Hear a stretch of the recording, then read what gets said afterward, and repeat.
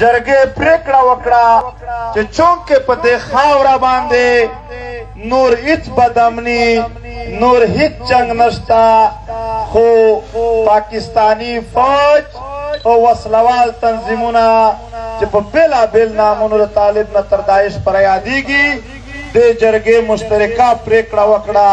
چې 2 میاشتې ټایم دی ورسره زموږ د خاورې نه د ووځي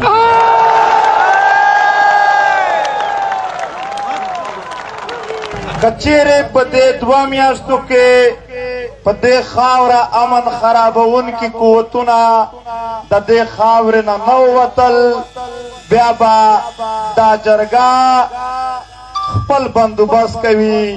چې څنګه د دغه خاورې نه او د دغه وطن نه موږ هر هغه قوت استلی شو چې په دې خاوره جنګ جوړوي دې جرګې پریکړه وکړه چې بجلی د پښتون وطن پیداوار دی په قبایلي سیمو کې اعلان دا دی چې دا به مفتی وي خو د مفت دا معنا نه ده چې بجلی به نه وي او په پښتونخوا په نورو سیمو کې دوی تر 80 زیاتې روپۍ په یوه یونټ اخلي جرګې متفقه فیصله وکړه چې نن ورځې نه پس به هیڅوک په یوه یونټ باندې تر 15 روپۍ زیات بیل نه ورکوي جرګې پریکړه وکړه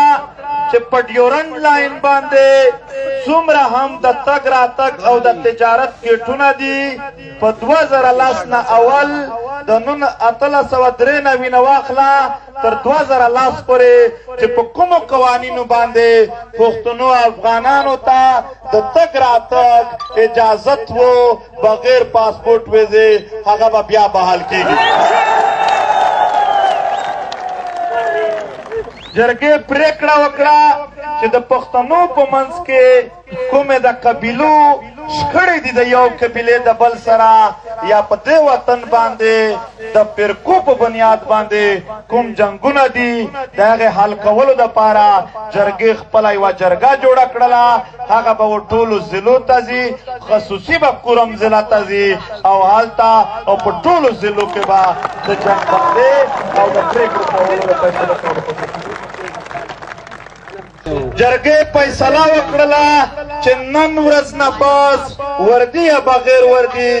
یو پښتون به هیڅ چاته 1 روپۍ بتخوري نه ورکوي او که چیرې چاته د بتخوري کال کېده یا په زور یې اخیستله دا کام ملت به ټول د هغه سره ولاړ